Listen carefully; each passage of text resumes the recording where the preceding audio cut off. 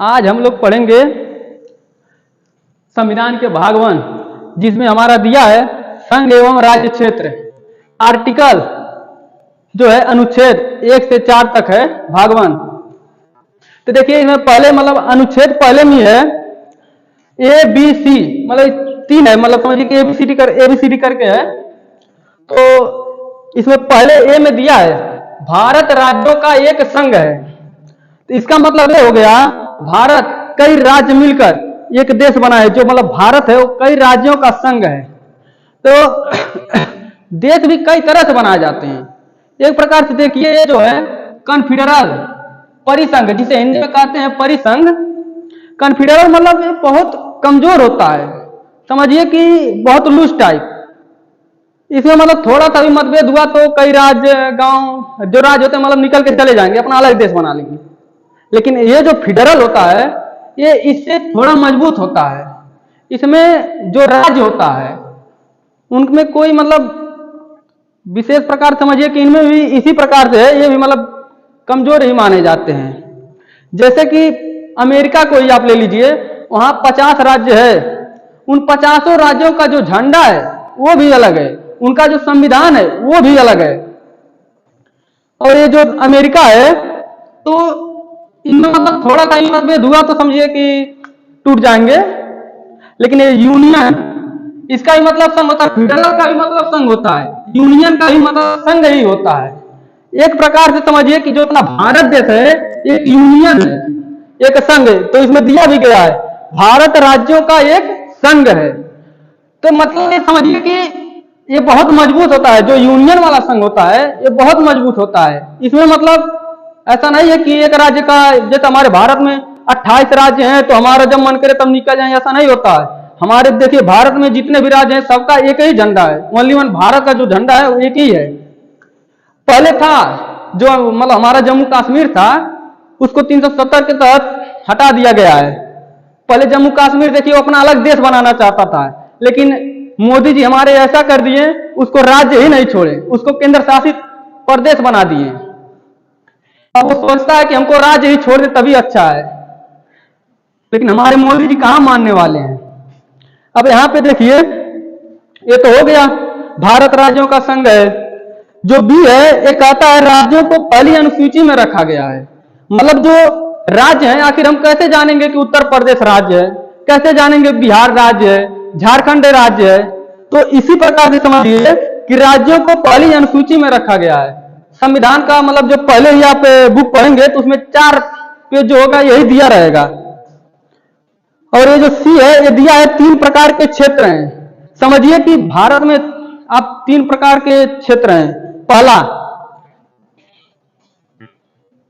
पहला समझिए राज्य, जो राज्य होता है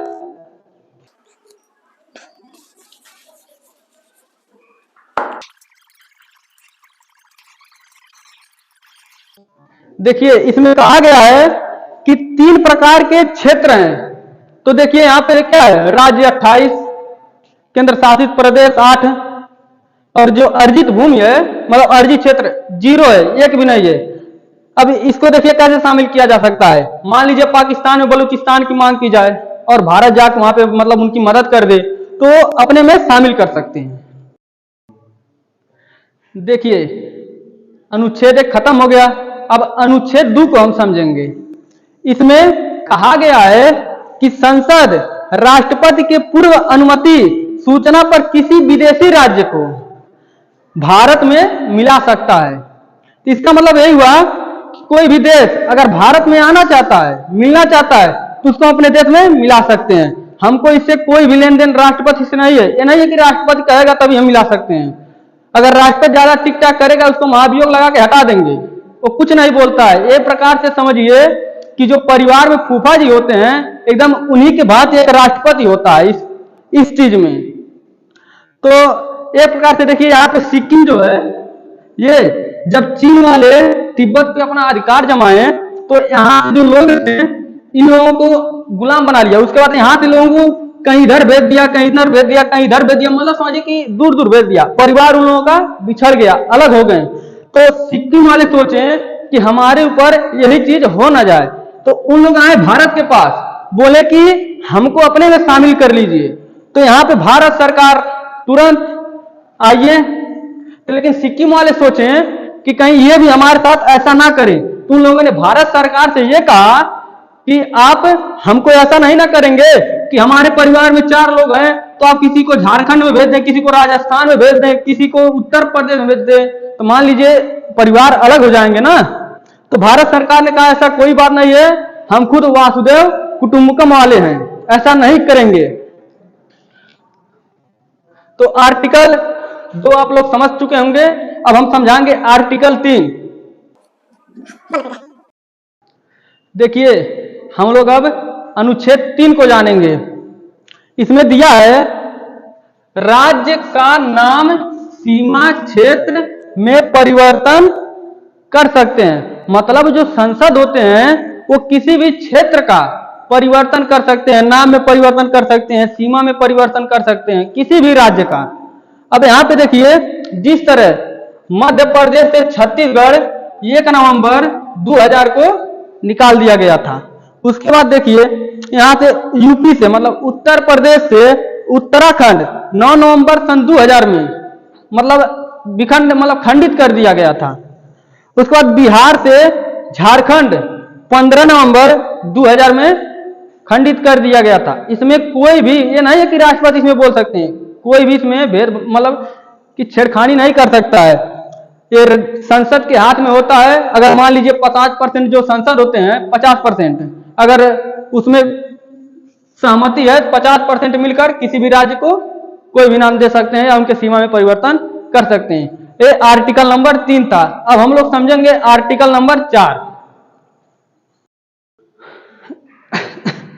आजकल हमारे जैसे जो बच्चे हैं, हमारे जैसे का समझिए कि हमसे बढ़िया और उनकी जो शरीर होती इतनी हैवी होती है, परसेंट भारत के जो बच्चों में होती है 100% में समझिए कि 80-85% लोगों का लक्ष्य जो होता है, उनका जो सपना होता है वो ओनली वन आर्मी मतलब फौज में जाना चाहते हैं। हमारा भी सपना फौज में ही जाने का है।